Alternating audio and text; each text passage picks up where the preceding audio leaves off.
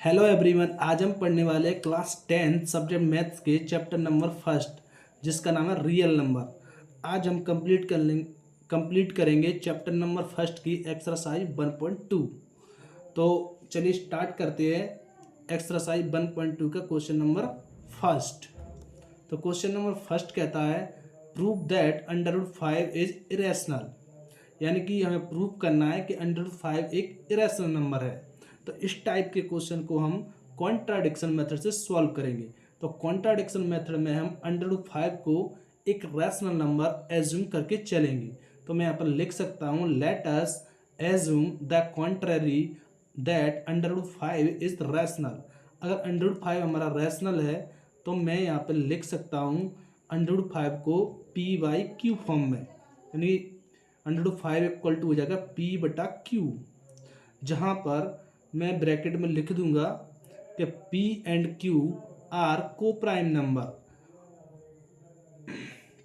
इसके बाद मैं इसका दोनों साइड का क्या कर दूंगा, स्क्वायरिंग। तो मैं यहाँ पे लिख दूंगा स्क्वायरिंग बोथ साइड। जब हम दोनों साइड का स्क्वायरिंग कर देंगे तो ये हो जाएगा √5 का स्क्वायर इक्वल टू p/q का स्क्वायर। जब अंडर रूट पे स्क्वायर होता है तो अंडर रूट क्या हो जाता है, रिमूव हो जाता है। तो ये 5 इक्वल टू हमारा आ जाएगा p² अपॉन में q², p² अपॉन में q²। तो इसके बाद हम यहाँ से p² की वैल्यू निकालेंगे तो p² इक्वल टू हो जाएगा हमारा 5q²। तो p² की वैल्यू किसके इक्वल आ गई है हमारी, 5q² के, यानी कि p² जो है वो 5 इंटू q² का मल्टीप्लीकेशन है। तो इससे क्या प्रूफ होता है, तो हम लिख सकते हैं कि p² is divisible by 5, therefore p is also divisible by 5। तो हम यहाँ पर लिख सकते हैं कि p जो डिवाइडेड है 5 से, p डिवाइडेड है 5 से, तो कोई नंबर आएगा। तो वो नंबर हमने एज्यूम कर लिया c, और c क्या है, इंटीजर। अगर c इंटीजर है तो आगे अब सॉल्व करेंगे। तो यहाँ से हम p इक्वल टू हो जाएगा हमारा 5c। एक बार फिर से हम इन दोनों साइड का स्क्वायरिंग कर देंगे। तो मैं यहाँ पर लिख देता हूँ स्क्वायरिंग बोथ साइड। इसके बाद ये हो जाएगा हमारा p² इक्वल टू 5c²। तो ये हो जाएगा हमारा p² इक्वल टू 25c²। जैसा कि आप यहाँ पर देख सकते हो p² इक्वल टू 25c² आ गया है।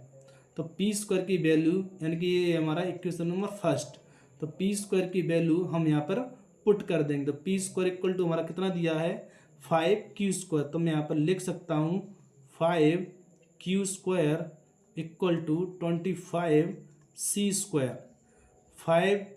25 को डिविजिबल कर देगा 5 बार, तो ये q² इक्वल टू हो जाएगा हमारा 5c²। यानी कि इक्वेशन नंबर फर्स्ट जैसा यहाँ पर इक्वेशन आ गया है। यानी कि जो q² है वो किस किस का मल्टीप्लिकेशन है, 5 एंड c² का। तो मैं यहाँ पर लिख सकता हूँ q² इज डिविजिबल बाय 5।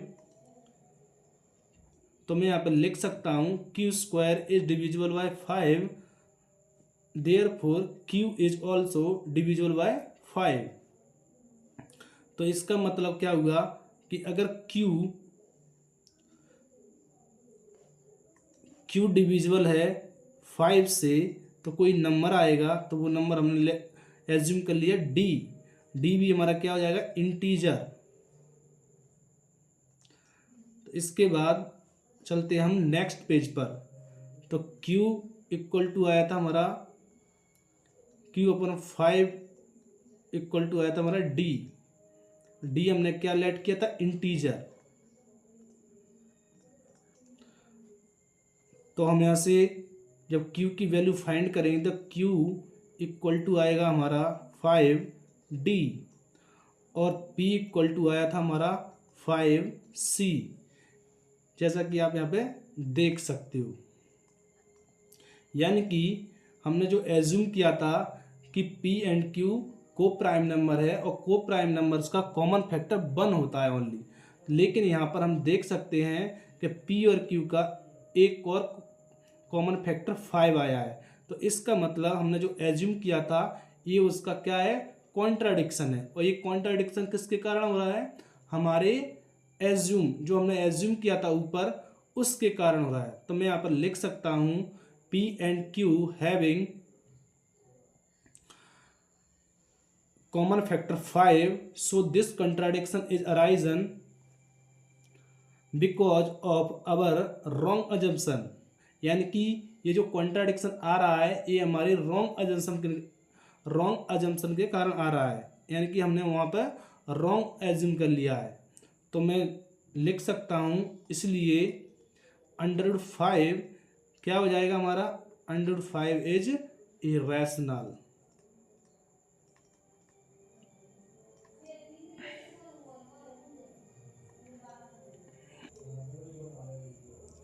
तो अब हम चलते हैं एक्सरसाइज 1.2 के क्वेश्चन नंबर 2 पर। तो question number 2, prove that 3 + 2√5 is irrational. यानी कि हमें प्रूफ करना है कि 3 + 2√5 एक इरेशनल नंबर है। तो हम फिर से कॉन्ट्राडिक्शन मेथड का यूज़ करेंगे। तो मैं यहाँ पर लिख सकता हूँ let us assume the contrary 3 + 2√5 is rational. यानी कि जो हमारा नंबर है 3 + 2√5, हम इसको रैशनल मान के चलेंगे। तो मैं यहाँ पर लिख सकता हूँ 3 + 2√5 इक्वल टू P/Q। यानी कि P एंड Q हमारा क्या है, मैं यहाँ पर लिख सकता हूँ ब्रैकेट में P and Q are coprime numbers and P and Q are an integers. अब मैं इसको सेपरेट करूँगा तो ये हो जाएगा हमारा 2√5 इक्वल टू P/Q माइनस का 3 को मैं जब इधर ले गया तो ये क्या होगा, माइनस का। तो यहाँ से LCM आ जाएगा Q, तो ये हो जाएगा हमारा Q P-3Q। तो 2√5 इक्वल टू आ गया इतना।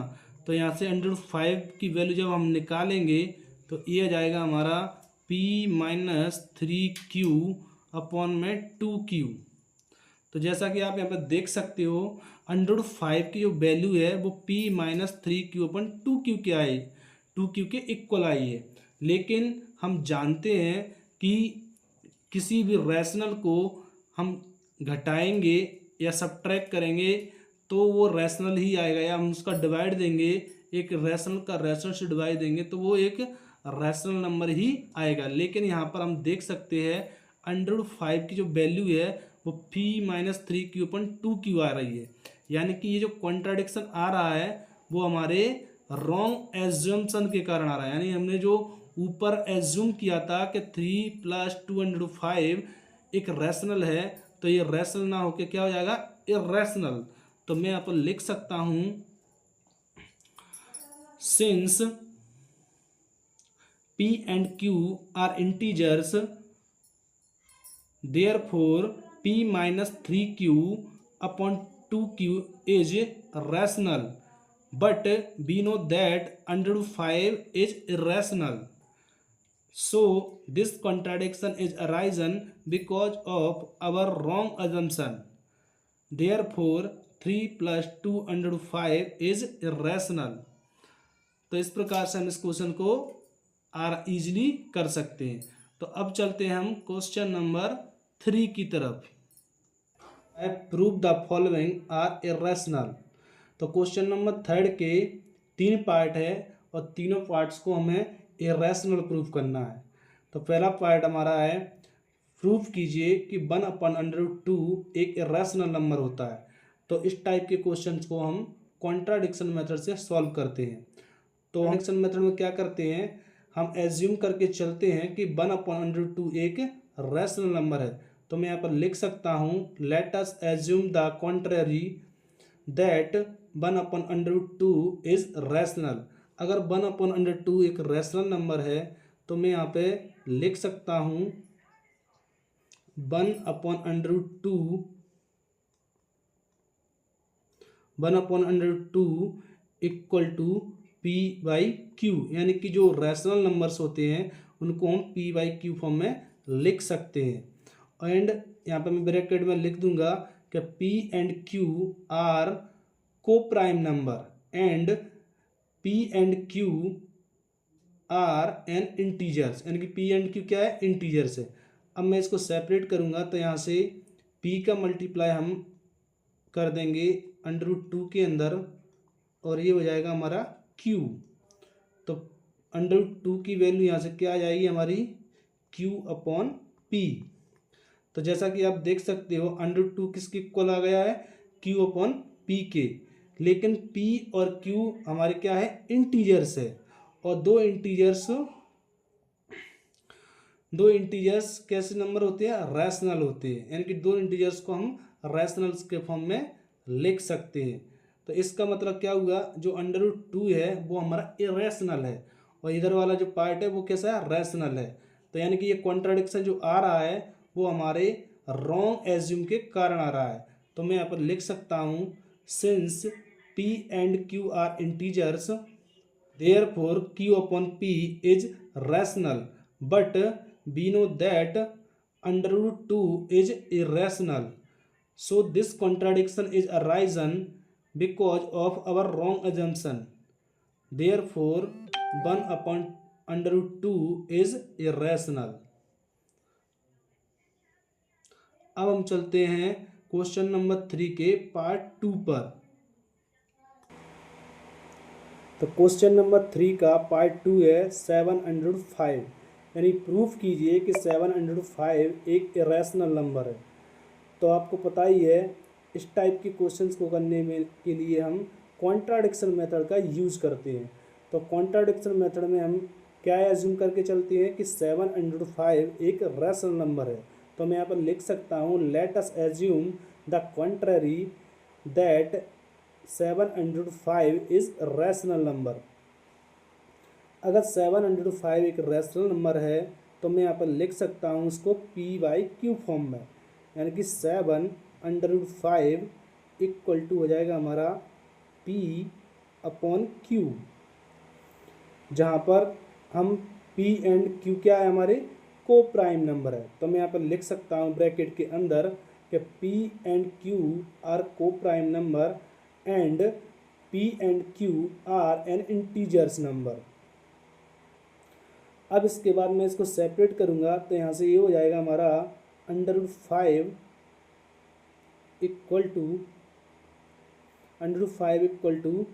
P/7Q, यानी कि जो 7 है वो कहाँ चला गया, Q के पास में। तो आप यहाँ पर देख सकते हो कि √5 की जो वैल्यू है वो P/7Q के इक्वल है, यानी कि जो P और Q क्या माने हमने, इंटीजर्स। जब दो इंटीजर्स फ्रैक्शन में होते हैं तो उनकी जो वैल्यू है वो एक रैशनल नंबर आती है। तो हम जानते हैं कि एक रैशनल कभी भी इरेशनल के इक्वल नहीं हो सकता, यानी कि जो रैशनल नंबर है वो कभी भी इरेशनल के इक्वल नहीं हो सकता। तो इसका मतलब ये जो कॉन्ट्राडिक्शन आया है वो हमारे रॉन्ग एजम्पशन के कारण आया है, यानी कि हमने यहाँ पे रॉन्ग एज्यूम कर लिया है कि 705 एक रैशनल नंबर है। तो मैं यहाँ पर लिख सकता हूँ since P and Q are integers therefore P/7Q is rational, but we know that √5 is irrational. So this contradiction is arisen because of our wrong assumption. यानी कि ये जो कॉन्ट्राडिक्शन आया है वो हमारी रॉन्ग अजम्पशन के कारण आया है। तो फिर 705 क्या होगा, देयरफॉर। तो अब हम चलते हैं क्वेश्चन नंबर 3 के पार्ट 3 पर। 6 प्लस अंडर रूट 2, यानी प्रूव कीजिए कि 6 प्लस अंडर रूट 2 एक इरेशनल नंबर है। तो हम लिख सकते हैं यहाँ पर कि 6 प्लस अंडर रूट 2 एक, हम क्या मान के चलेंगे, रैशनल नंबर। तो मैं यहाँ पर लिख सकता हूँ let us assume the contrary 6 plus under root 2 is rational. अगर 6 प्लस अंडर रूट 2 एक रैशनल नंबर है तो ये किसके फॉर्म में होगा, पी बाई क्यू के फॉर्म में। और पी और क्यू हमारे क्या है, को प्राइम है। तो मैं यहाँ ब्रैकेट में लिख सकता हूँ P and Q are coprime numbers and P and Q are an integers.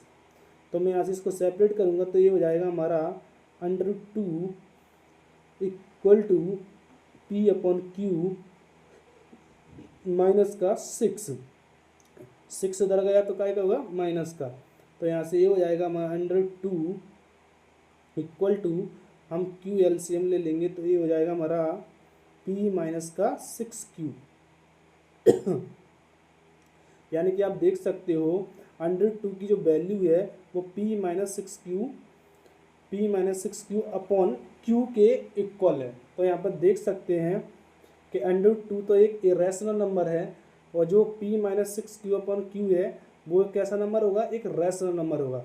लेकिन हम जानते हैं कि एक रैशनल नंबर कभी भी इरेशनल नंबर के इक्वल नहीं हो सकता। सो मैं यहाँ पर लिख सकता हूँ since p and q are integers therefore p minus 6q upon q is rational, but we know that under root 2 is irrational. So this contradiction is arisen because of our wrong assumption. यानी कि ये जो contradiction आया है वो हमारी wrong assumption के कारण आया है। तो फिर रॉन्ग अजम्पशन के कारण आया तो सही अजम्पशन क्या है, तो सही हो जाएगा हमारा therefore 6 plus under root 2 is irrational. तो यहाँ पे एक्सरसाइज 1.2 के क्वेश्चंस सारे कंप्लीट हो जाते हैं। अब हम मिलेंगे नेक्स्ट चैप्टर में। जय हिंद, जय भारत।